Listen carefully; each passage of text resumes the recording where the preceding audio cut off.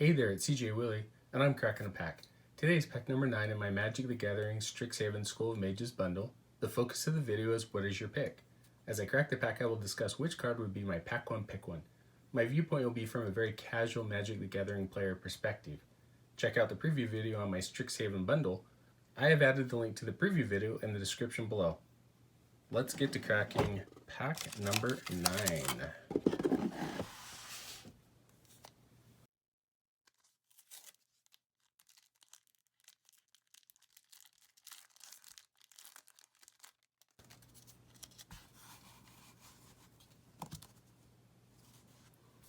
Make your mark, hybrid lore hold, instant, target creature gets +1/+0 until end of turn. When the creature dies this turn, create a 3/2 red and white spirit creature token.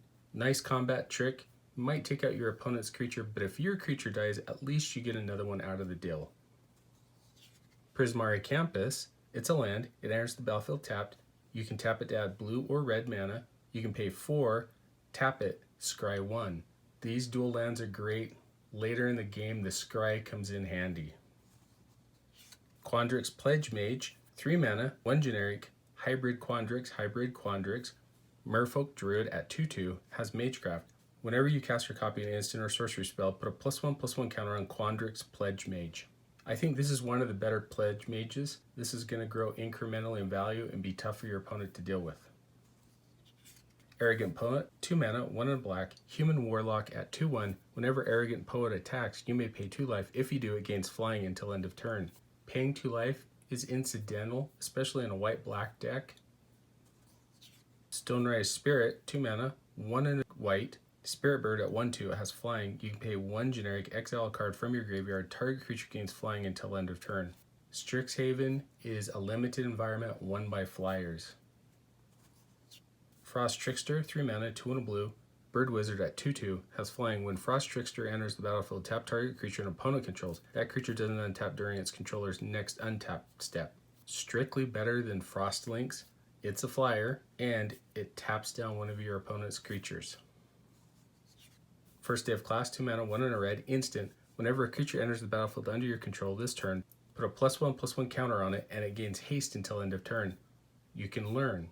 This is an instant that I would play later in the game, putting the +1/+1 counter on a bigger creature and getting in for the attacks. Charge through, single green mana, instant, target creature gains trample until end of turn, draw a card. Aside from flying, trample is the other way that you win in Strixhaven.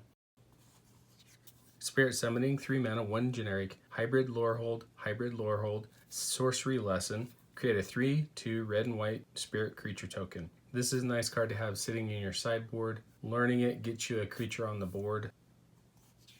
First uncommon is Flunk, 2 mana, 1 and a black, instant. Target creature gets -X until end of turn, where X is 7 minus the number of cards in that creature's controller's hand. It fits into the theme of waiting until later in the game when your opponent has maybe 1-0 cards in hand, and it can take out one of their bigger creatures. Access Tunnel, it's a land. You can tap it to add colorless. You can pay 3 generic mana, tap it, target creature with power 3 or less can't be blocked this turn. I wouldn't put it in a 3-color deck, but in a 2-color deck, it's another sneaky way to get in damage when the ground game clogs up. Humiliate, 2 mana, 1 white, 1 black, sorcery, target opponent reveals their hand. You choose an online card from it. That player discards that card. Put a +1/+1 counter on a creature you control.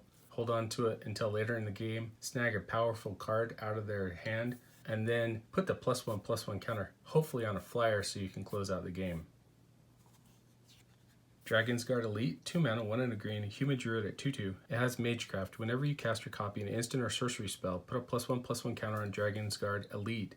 You can pay 6 mana, 4 and 2 green, double the number of +1/+1 counters on Dragon's Guard Elite. Play it on turn 2, slowly it grows, and then later in the game you can start dumping mana into it to make it a pretty big threat. Our Mystical Archive card is Duress. Single black mana, sorcery, target opponent reveals their hand. You choose a non-creature, non-land card from it. That player discards that card. Duress is a great limited staple. It's another card you hold on till later in the game and use it to snag that instant or sorcery they're going to use to take care of your bomb. We have a foil, Resculpt, 2 mana, 1 and a blue, instant, exile target artifact or creature. Its controller creates a 4/4 blue and red elemental creature token. This is a pretty cool combat trick to use on one of your smaller creatures. Surprise your opponent in attacks or blocks and blow them out. And then a red-white spirit creature token at 3/2. My pack 1 pick 1 is definitely going to be Dragon's Guard Elite. It's a great card to have in your hand early on in the game. You throw it down, you've got a 2/2 on the board. Every instant or sorcery you cast is going to get it to grow. Even if you had to play it later in the game, it still has that ability to dump mana into it and get it larger. Anyway, I hope you enjoyed the video. If you did like it, please subscribe and share. Take some time to tell me in the comment section what was your favorite card or the best card out of the pack. Until next time when I'm back to crack pack number 10, the last pack from my Magic the Gathering Strixhaven School of Mages bundle in what is your pick.